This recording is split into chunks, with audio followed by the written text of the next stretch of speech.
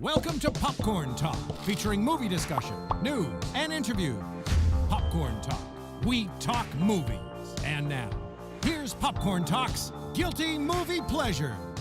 Welcome to Guilty Movie Pleasures. Thank you all so much for tuning in.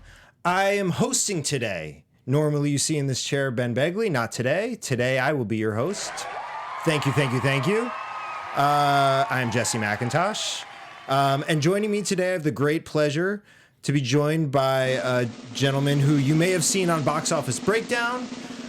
You will see him at Movie Trivia Schmodown. Did I get that right? Nailed it. Brandon Hanna. Hello, yes. Thank you so much for joining me. Thank you for having me. I'm super excited to be on today's episode. I'm super excited to have you. Tell us a little bit about Box Office Breakdown and Movie Trivia Schmodown. Just give us a brief little snippet. So we're excited to watch you. Box Office Breakdown is a show here on the Popcorn Talk Network. I've started to do it the last 2 weeks and hopefully continue moving forward, assuming I don't get fired. Which I don't think I will, because I'm pretty great. I don't know. I'm not that great. But we break down the... what a 180 you just did on yourself. That was incredible. I'm pretty great. I'm not that great. I knew Ryan would have some sweet soundbite to go along with that. Yeah. But yeah, we break down the... thank you.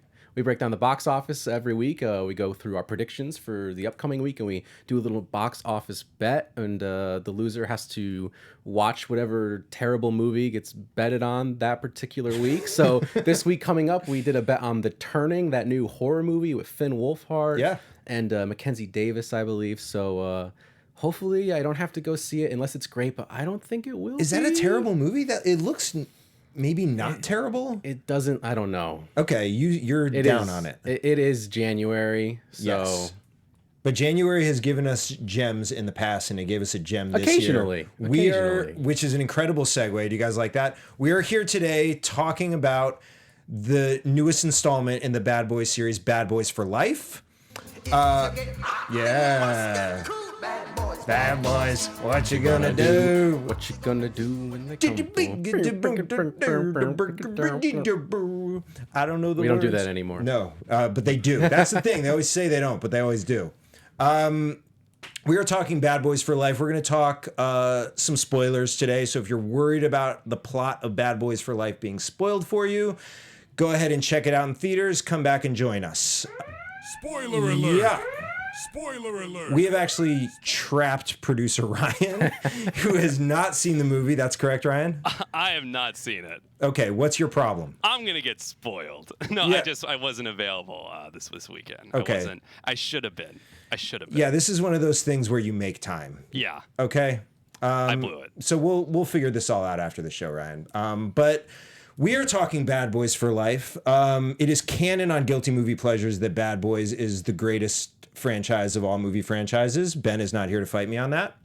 So that's what we're rolling with. What is your history with the Bad Boys franchise, Brandon? What is my history? Yes. Oh, I don't know if it's as a storied history as of this show, but I've always been a fan. Okay. And yeah, I like the movies. They're great. Okay. Where did this one fall in your ranking? Is this the greatest movie you've ever seen, or is it only top 3 greatest movies you've ever seen, falling short of the other 2 Bad Boys movies? It might be the greatest movie I've ever seen. So this is number 1 out of all your... It is. All your Bad Boy I think viewing so. experiences. I have to go back and watch all 3 just to really make sure. Mm-hmm. But I think this one packed enough of an emotional punch where I just give it that slight edge over the other 2. You know, it did. And I actually feel like the emotional punch of all the Bad Boys movies is an overlooked part. It's always in there because it's always like ultimately about brotherhood and like what would one person do for their best friend, and how it's the mantra that they repeat over and over and over again. They did it early in this movie, but they do it through all 3. We ride together, we die together. They do it all the time, and that sort of infuses everything that's in the movie, and it really drives the emotional story behind it. But you're right. This particular movie was a lot about family, both literally and figuratively. So there was a lot more emotional tension there, I think, than you would typically expect in like a blockbuster action movie. Yeah, definitely. The family stuff. And like you said, just all 3 films, what would you do for your best friend? What lengths would you go to to help out your best friend. And so I even found myself watching this movie towards the end when they go down to Mexico. Like, would I fight the cartel for my best friend? I think I would. Oh, you're a good man. I think I would. I'd probably die, but I think I would. Definitively not. No? I would not fight the cartel. No, I would For call your best friend. Yeah, I would call the police, I think, and I would say, "Look, my best friend, But something happened you to are him." the police. If You I are the police. I mean, I am not. That's the reality of my life, actually, is that I am not the police. But I guess if I were, I would follow him down there. There's no jurisdiction. It's every man for himself, I guess. So you're putting yourself in harm's way. But I think that if I were properly trained and fully confident in my abilities, as both of these fine gentlemen are, then I think I would. Yeah. Yeah. That's the spirit. There you go. So basically, if you were Rambo in Rambo Last Blood, you'd go. If I was Rambo, if I was Mike Lowry, and that's it. Anyone but Jesse McIntosh. That's right. Yeah, no, Jesse McIntosh would most certainly not do it. I went to Mexico once on vacation, and that's it. Come on, Marcus did it. He's a little out of shape. He needed his glasses. He still went down there and took care of business. He did. We're gonna get into the plot deeply in a little bit, but I just want to make note of the fact that Will Smith spent the entire movie saying you need to wear your glasses. And when he finally did put them on, it was in the middle of a gunfight. And it's like, my dude, if you had them on you for a gunfight, why aren't you wearing them? Like, why are you just carrying them with you? If you're not going to wear them, why even have them? But I guess he's a cop and he's prepared. It was really funny for me because he puts the glasses on and he goes, wow, it's like HD. And I can't tell you how many times I've done that growing up every time I got a new pair of glasses, where it just got to the point that'd be an ongoing bit with me and my dad, where he'd be like, it's like HD, huh? I'd be like, oh, you have no idea. Does that still play now that everything is HD?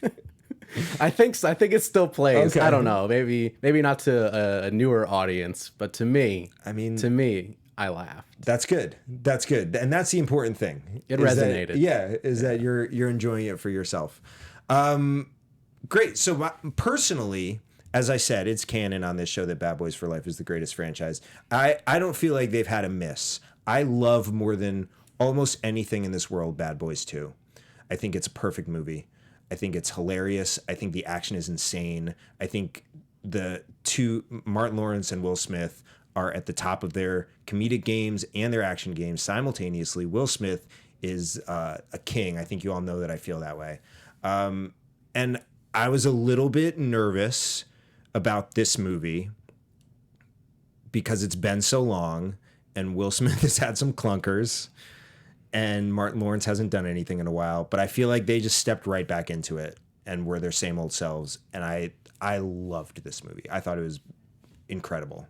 Yeah, it certainly did feel like they just jumped right back into it. To me, Bad Boys 2 came out in 2003. To me, it felt like this movie only came out a few years later and in the best way possible, not in a dated kind of way. Right. It felt such like a natural successation to its predecessors that it worked so well. Yeah, and I think it's important to note also because I was having a conversation with Ben a couple weeks ago about it, and he was saying he hoped that it wasn't something where they like split up, and because the trailer sort of makes you think Will Smith is gonna tag along with this other group, which we found out called Ammo, this group of young officers, sort of like a SWAT team deal.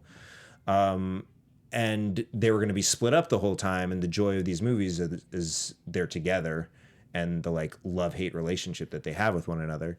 But I think the great thing about this is that they didn't have to do it. So like, I kind of always believed in my heart that they wouldn't have done it if it wasn't a good enough script and it wasn't something that sort of fit in the rest of the series.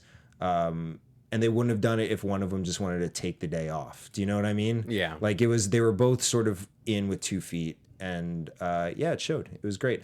I do want to give a special shout out to the woman in front of me in the theater who brought a toddler.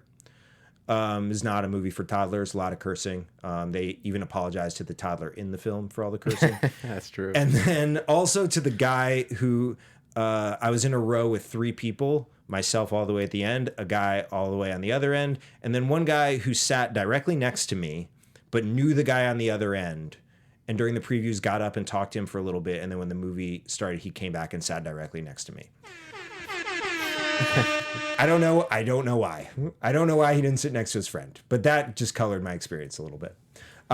So you have seen the show. You know that we do the plot in under 3 minutes. Yes. You are a little bit nervous about it. I am. It is a daunting task. Tell me when you saw this movie. I saw it on Sunday. Great. It is today, Tuesday. So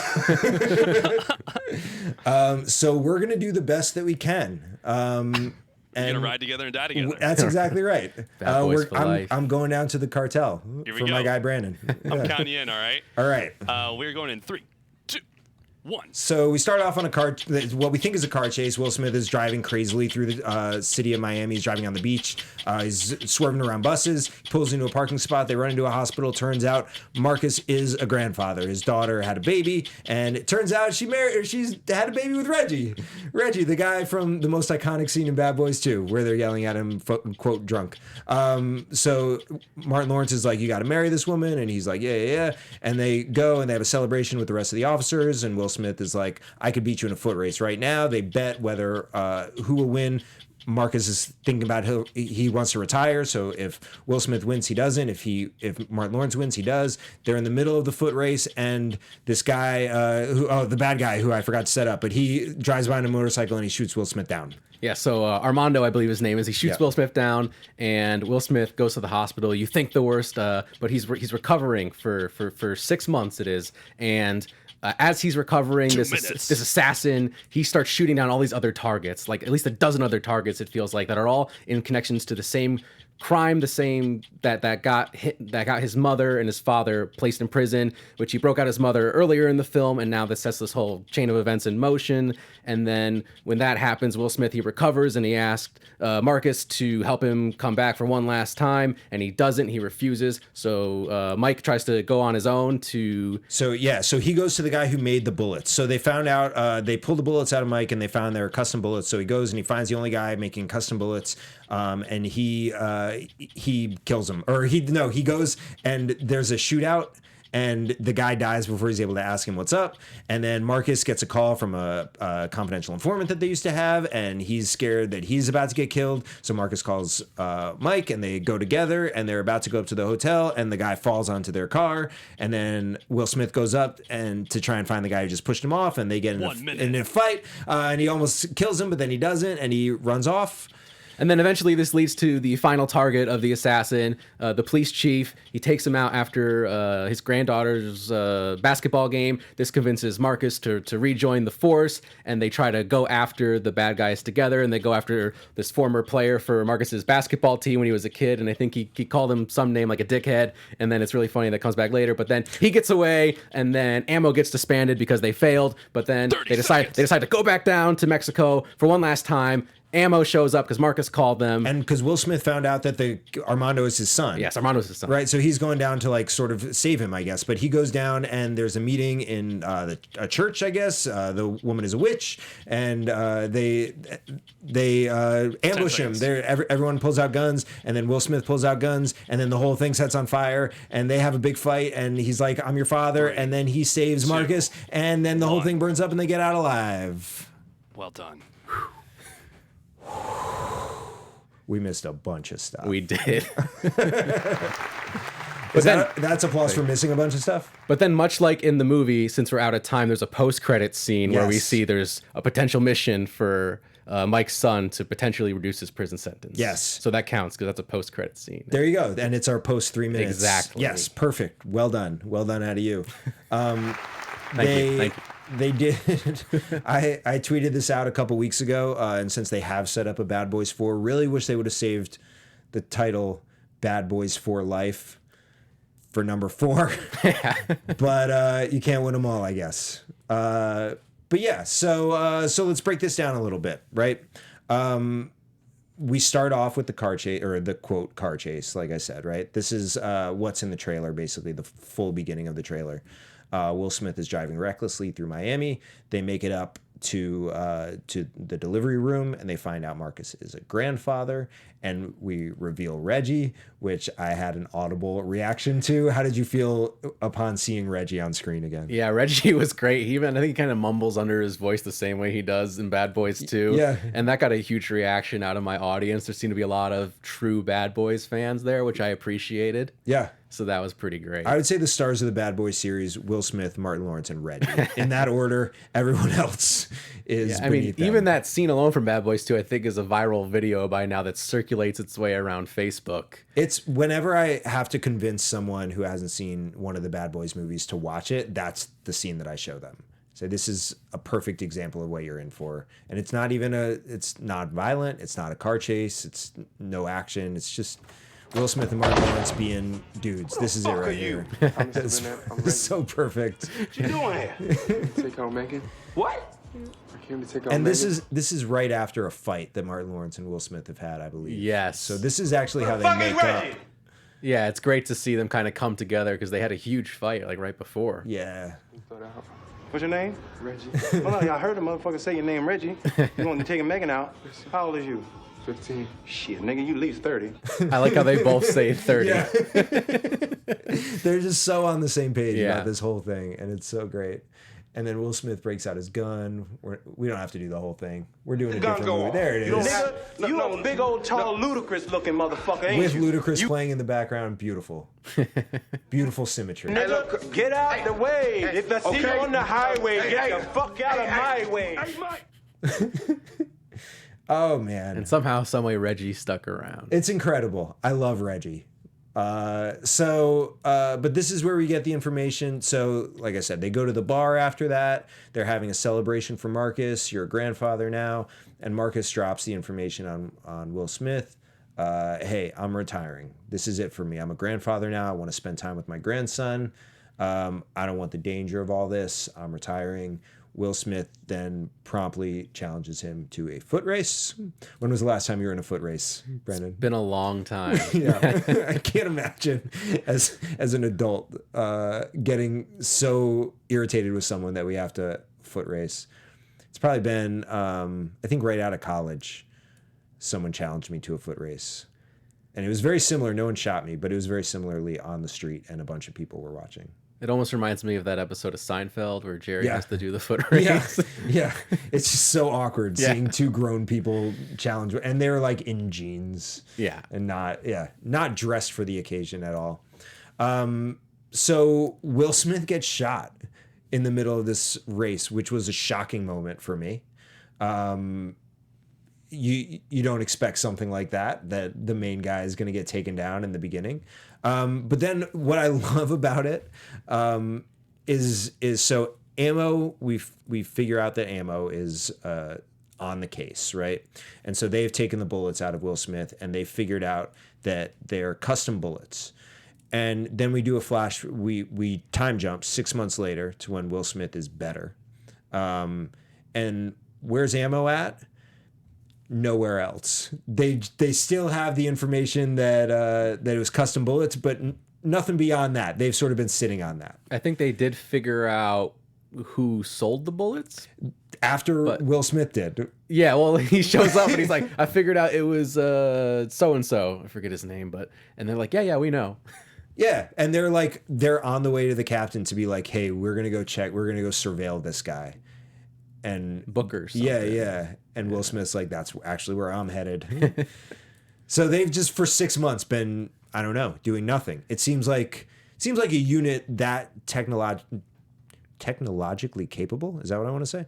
Perfect. And also, like, it seems like they don't have any other cases. Like, their sole mission is figuring this out. Yeah, I didn't even think about And that. It's their only case that they're on. Will Smith was on the case for 12 hours, and he figured out the same amount of information that they had. So that either shows how good he is or how inefficient they are. I don't know. I agree. They got to do better. Do better, Ammo. No wonder you got disbanded. They had it coming. Yeah, they sure did. But then they get undisbanded. I don't know. It's unclear. I don't know if there's a word for that. Rebanded? I think they get rebanded at the end with Marcus and Mike leading them. I hope so. I hope Yeah. so, because they showed promise. They just didn't execute the way I wanted them to. You know what I mean? We also get a strange moment where Will Smith refers to them as a High School Musical Yes. boy band group, but Vanessa Hudgens is in the group Is in High School Musical. and is in High School Musical. But so in Bad Boys, in the world of Bad Boys for Life, High School Musical exists, but Vanessa Hudgens was not in it? Question mark. We talked about this on Box Office Breakdown, and we didn't criticize it. Now you're kind of pulling it apart and just I think unraveling it's an my important world. thing to talk about because what it exploded the whole. Yeah. There's a photo of her, I guess. I was waiting for video to run. It exploded the whole notion of the High School Musical franchise. If Vanessa Hudgens, maybe that's her, and she just in this world changed professions from actor to cop. I don't know. Maybe she did some inward thinking and was like, I would not follow my best friend down to fight the cartel in Mexico, but if I were a cop, I would. I should be a cop. Thank you very much. There we go. There you go. I can't believe they make a High School Musical joke and she's in the movie. Yes. I think that's probably why they made the High I'm School pretty sure they Musical make that's joke. like making Star Wars jokes in Marvel movies, and you have like Mace Windu right there, like he's Samuel L. Jackson's right there. Well, they do that. So then, yeah. So then, what was Star Wars like? Who did that in Star Wars? Then? There's another guy. Yeah, in yeah. that Well, world. Spider-Man makes the joke in Civil War, saying, "Guys, ever see that really old movie, Empire Strikes Back?" And Sam Jackson plays Nick Fury, and he also plays Mace Windu in Star Wars. So that I'm anti. falling this. down a rabbit I'm hole. anti this. Stop it. Just be in your own world. Make up a High School Musical comp and talk about that. Anyway, they go to the guy who's made the bullets, and he's making a deal right now, and they're like, Ammo's like, we're gonna get him on tape making this deal, and then we're gonna bust him later, and we're gonna trade up. So we're gonna figure out from him information. And Will Smith's like, no, we got to go grab him right now. And they get a drone in there, and they can see that the guy who's supposed to be paying for the bullets has a very light bag. Will Smith sees this, and he says, that guy doesn't have any cash. I'm going in. So he goes in. Vanessa Hudgens follows him. And almost immediately, there's a shootout. Will Smith somehow survives. There's cars driving through. There's cars falling on people. Our guy eventually gets impaled by the car lift. But it's Booker Grassi. That's what there it is. There I could see the wheels turning. Yeah. I was like, I'm gonna let it simmer for a moment. What did you think of the action in this movie? Because this notably was not directed by Michael Bay, but there were a lot of sort of Michael Bay-ish elements still in it. I really liked the action. I mean, some of it was, I guess, a little repetitive, as all action can be, but it was also really inventive at times, which I thought was really cool. Especially in the final battle, we get this really cool shot where the camera kind of turns sideways, and the I forget the woman's name that her and Will Smith used to date. She was the leader of Ammo, becomes the Yes. captain at the end. She is like running underneath like this balcony and shooting guys through the floor as she's running. Yeah. And I thought that was really cool. There were a couple. What stood out a lot to of cool me shots like that. in that final sequence. Also, Will Smith. She and Will Smith were on an upper level, and then the son Armando reaches his hand, like punches through the ground, Yeah. and pulls Will Smith through. But then when we get down to his level, there's like 10-foot clearance. I don't know how he did that, unless there's like a trampoline or something. But he's remarkable strength He's an assassin. to leap and punch through a ceiling and floor to grab someone and yank him through wood. But so this action sequence is our first in earnest action sequence. We got a little bit in the beginning with Armando sort of taking control of the cartel. But this is the first one in earnest. And it sort of gets us back into the swing of things a little bit. Because it had been sort of plot heavy up until that point. And we got to that point and we started like having some fun a little bit, I thought. Yeah, that was the first time in the movie that they really just cut loose, and it was action, people dying, and it was very Bad Boys. Yeah. And true to form, very predictable. Our guy who we were there to get died without giving up the information. I could have told anyone. I could have told the stranger sitting directly next to me, hey, that guy's gonna die. But it was satisfying. The fight was cool. He died in a satisfying way. But that takes us back again to the chief being like, damn, man, I told you to sit this one out. Yeah. He dropped the woosah from Bad Boys 2, but he still has that. He was quoting a lot of Buddhist monks. Yes. He's still struggling with his inner peace, which was good to see. Yeah, definitely. And I like too with the action is I feel like all the different characters kind of had their moments a little bit, which was really cool to see. Mm-hmm. There wasn't anyone kind of left out. It was always one cutting from one person to the other.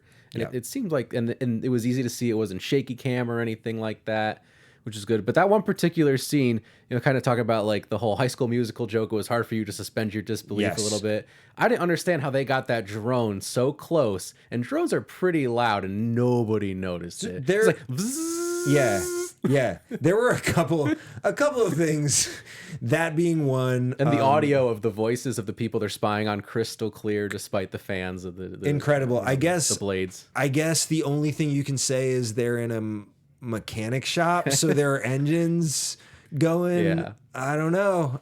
It's you got to suspend your disbelief on that one. Also, like in the end when the whole place is burning up and they're all just on the top floor and there's an inferno below them and they're just fighting.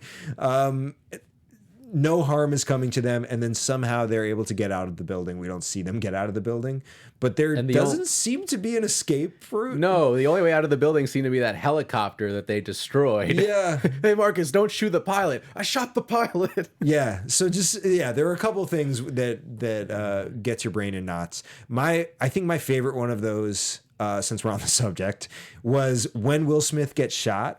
The woman whose name I'm blanking on, who becomes captain at the end, she rushes up to the scene. They all sort of swarm and are like trying to put pressure on the wounds, and she's just yelling, "Who did it? Who did it?" Like, they're gone, man. I don't know. You're gonna have to figure it out. All right, it was me. Yeah, like. As if it were one of the cops that was just like there trying to prevent him from bleeding out. Mm-hmm. It's like, damn, I accidentally shot him 3 times. That was a mistake that I have to own now. And then Armando didn't change his MO. He was just in a black motorcycle outfit on a black motorcycle with no tags. Yeah. And it's like that has been identified as what the killer is at doing. The scene of every crime. Yeah, maybe don't go ahead and drive around like that in a major metropolitan. Like you're gonna get ID'd by someone or like stopped in a routine traffic stop. Be like, hey, you fit the description. Yeah. I don't know, but he's kind of brazen. Yeah, and I also thought it was interesting to me how he released the video of Mike getting shot as like kind of proof that this quote unquote bulletproof cop is not bulletproof. But I mean, he survived. He survived. So if anything, it's even more proof that he's bulletproof. Right. He survived. And not only that, but we see him in the wheelchair and then he gets up out of the wheelchair and never uses the wheelchair. Fine. He's just like, I got you. Like the next scene we see him in, he's working out. Yeah. Like, take it easy, man. Like, I don't know if the stitching is all healed. I'm not a physical therapist, but I'm just worried about the healing process going on. You probably hit some internal organs that you can't see immediately, but you might be doing damage to. I'm just worried about Will Smith. Yeah. So that they ran into that dead end. The only source of information is dead.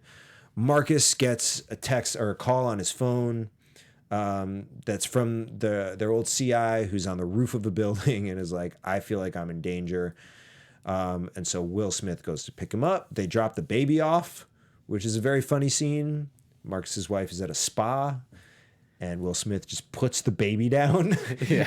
And as she's realizing what's going on, he closes the door, doesn't say anything. He just closes the door and leaves. Yeah, he's like, Teresa, on a scale of 1 to 10, how mad is she right now? He's like, 1 to 10?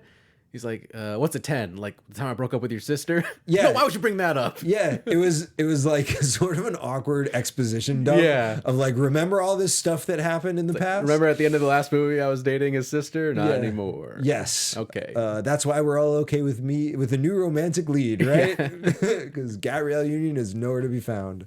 So they're driving to the CI. They're taking their time because Marcus is observing the speed limit like a good citizen that he is. They pull up to the building, they get out, and the body immediately falls onto the car. There it is. Leading to another comedic moment. They're just so great together. The chemistry there is so good.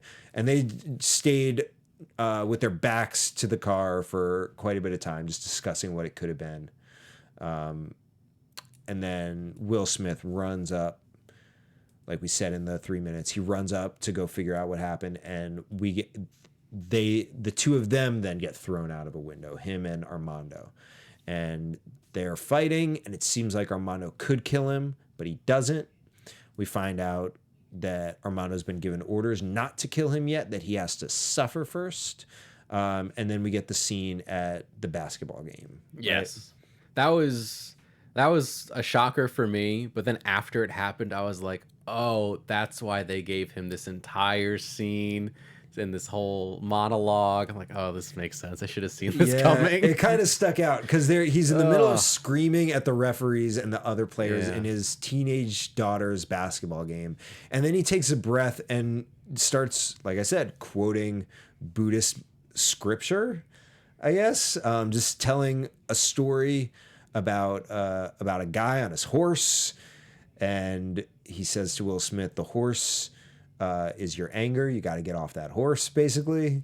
And then they're walking to the car, and the chief gets taken out.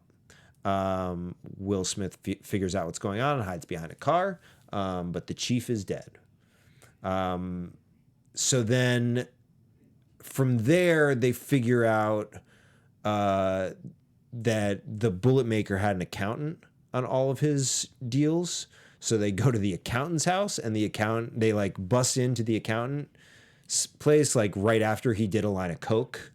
And he's just nuts. Like he's going crazy a little bit.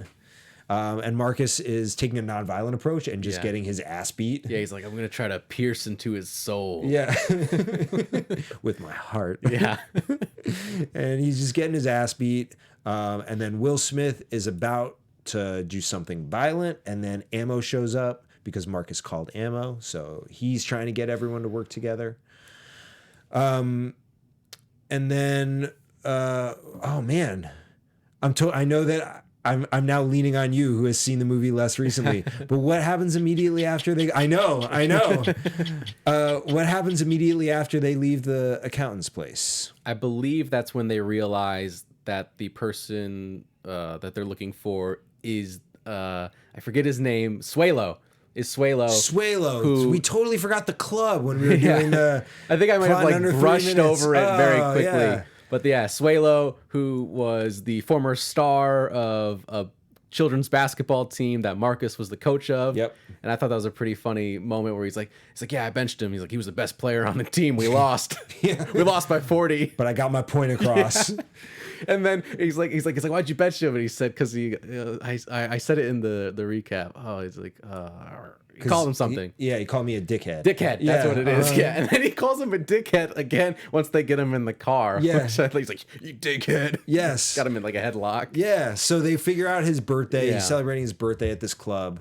So they go to the club, and classic Bad Boys Club scene. Yeah, you need it. So they're in the club. And they set this whole thing up where Will Smith and Martin Lawrence just sort of like sidle up next to him and are basically like we're the police, we're about to arrest you, which I don't really know why they did that. I think they're like singing and dancing, like you're gonna go to jail, like something like that. They've just done it with brute force this entire time, and for some reason decide to use finesse here. And just like are whispering. He does escape miraculously. He like jumps off the Spider-Man. balcony. He jumps off the balcony and runs and gets on a motorcycle. And Will Smith's like, "Follow me! I'm jumping off." And Martin Lawrence is like, "No." And so Will Smith jumps off, and then he has to wait in the car for Martin Lawrence to like run down the stairs and get in the car. So then we get in a motorcycle chase. Yes, and Marcus, he made a vow against violence, but then we get this really funny exchange between the two of them on the motorcycle. He's like, God gave you that gun. God wants you to use this gun. Yes. Like, you're right. So he's just in a little sidecar and he's just finding weapons in it. Is this a grenade? Yeah. And he's like, I don't want to use the grenade. And Will Smith pulls the pin out and he's like, well, you better throw it. And this is another suspension of disbelief thing. But he tosses the grenade behind him to a bunch of guys chasing them on motorcycles. The grenade bounces. The guy scoops it in a motorcycle, scoops the grenade, tosses it forward, somehow doesn't catch up to it by the time it explodes, and it just propels the two of them forward. Just a stunning fit of athleticism there. But so then Suelo grabs onto a helicopter ladder from Armando, and Will Smith leaps onto the ladder. So he's climbing up, and Armando's telling Suelo, get out of the way. And he's like, I don't know where you want me to go. And so he just shoots him. Yeah. Probably should have just jumped. Yeah, I would think so, because that's what Will Smith does. Yeah. Will Smith jumps, and then from the sidecar, Martin Lawrence blows the helicopter away. Doesn't kill him, doesn't knock him down, but he just sort of like relieves the situation a little bit. They come back. They have Suelo's phone. They figure out, they have Armando's phone, right? They have someone's phone. One of the guys' phones. Suelo's phone. Oh shit, we're running out. So okay, they very quickly like break into the phone. They look at all the numbers. Will Smith texts this like secret code that he and this woman had. He texts it to all the Fuego, which like means that. Nothing. Yeah. But it's what they used to say to each other. Because it's what Armando says it to Mike before he's going to shoot him, before he jumps. Right. And then that's what triggers it. That's what triggers it. So then he figures out which number is hers. He decides, I'm going to go down. I'm going to confront her. I'm going to talk to him. So he goes down. We talked about it already. Martin Lawrence hops on the plane. Then it turns out all of ammo is there. Yeah. He's like, we fly together. We die together. What? Yeah. No. Yeah. I can see how that would have sounded. It's just great. And then we are desperately running out of time here, but they basically meet up in what looks like an old church. The whole thing set aflame. Like you said, Martin Lawrence shoots down the helicopter, so they have no way out. There's an emotional confrontation between Will Smith and Armando of like, I'm your dad. She then shoots Armando, but Armando has enough strength to still save Martin Lawrence, who's dangling off of the edge, about to fall into a pit of flames. He saves him. They somehow walk out before the explosion. Yeah. Like I said, everybody gets their moment. We get the big IT guy that doesn't want to hurt anybody, but then Will Smith tells him, he's like, I'll pay for your therapy. Go hurt some people. Yeah. And he does, and it's great. And then, of course, we get the final scene of the movie where he is talking about his therapy, and he's like, oh, my therapist thinks we should all do a group therapy session together. And they're like, yeah, I'm not going. Absolutely not. No. Absolutely not. And then, like you said, we get the stinger of Armando potentially could be joining this revitalized group of ammo for some special op that they're working on. Yeah, I think that's exactly what Bad Boys 4 is going to be. I actually wouldn't mind. He oh yes, we should mention the Michael Bay cameo at the wedding where he is handing out champagne and introduces Mike Lowry to the guests. So that was a nice little touch. It's good to know there's no animosity there at all. Yeah, that was good. There was a lot of people in my theater that were like, is that I don't know, is that him? Yeah. It is sort of without fanfare, but they do like give him a nice moment, and they like center him in the frame, and they give him that. Yeah. So that was very cool. And yeah, like I said, the I don't know who plays Armando, but he's badass. Oh yeah, that scene where he kills all the guys after they want to turn on him for fishing the money out of the ocean. Yeah. That was wild. That was incredible. So hopefully we get more of that in Bad Boys 4. Bad Boys for Life 4 is probably what it'll be called. Thank you so much for joining us on another episode of Guilty Movie Pleasures. Where can they find you on social media, Brandon? You can find me on Twitter and Instagram at Brandon Hanna 07. Great. You can find me on Twitter and Instagram at Too Much Jesse, for Sketch at The Prom Losers. You can find us at Guilty Movie Guys. Don't forget to rate and review us wherever you listen to podcasts. Comment, talk to us. What did you think of Bad Boys for Life? What do you think of the Bad Boys series? Let us know. Until next time, what is your guilty movie pleasure? From producers Maria Menounos, Kevin Undergaro, and the entire Popcorn Talk Network, we would like to thank you for tuning in. For questions or comments, be sure to visit popcorntalk.com. I'm Sir Richard Wentworth, and this has been a presentation of the Popcorn Talk Network.